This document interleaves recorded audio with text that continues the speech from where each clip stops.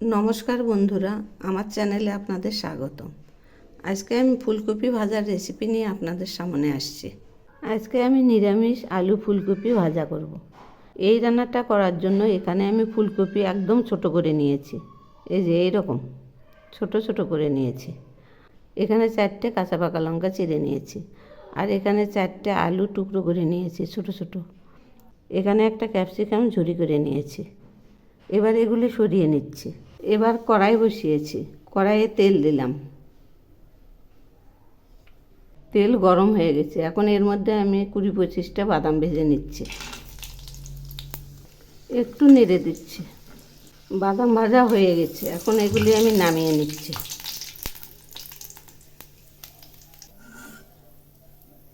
এবার ওই তেলে 1/2 চামচ পরিমাণ কালো জিরা ফোড়ন দিলাম। আর দিয়ে দিচ্ছি চেরা কাঁচা লঙ্কা।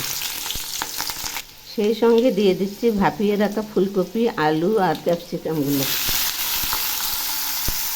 এখন আমি দিয়ে দিচ্ছি পরিমাণ মতো লবণ। আর দিয়ে দিচ্ছি পরিমাণ মতো হলুদ। একটু নেড়ে দিচ্ছি। আমার রেসিপি যদি আপনাদের ভালো লেগে থাকে তাহলে সাবস্ক্রাইব করে আমার পাশে থাকবেন। এই রান্নাটা গরম ভাতের সঙ্গে এত সুন্দর লাগে যে বলে বোঝাতে পারবো না। দারুণ টেস্টি। এবার আমি এর মধ্যে দিয়ে দিচ্ছি টিস্পুনের 1/4 চিনি। এই রান্নাটা একটু ঝাল ঝাল মিষ্টি মিষ্টি হবে। আবার একটু নেড়ে দিচ্ছি। ভাজাটা এখন প্রায় হয়ে এসছে, আর একটু হবে। এখন এর মধ্যে আমি বাদাম ভাজাগুলো ছড়িয়ে দিচ্ছি। ভাজা হয়ে গেছে। সব শেষে ধনিয়া পাতা ছড়িয়ে দিচ্ছি।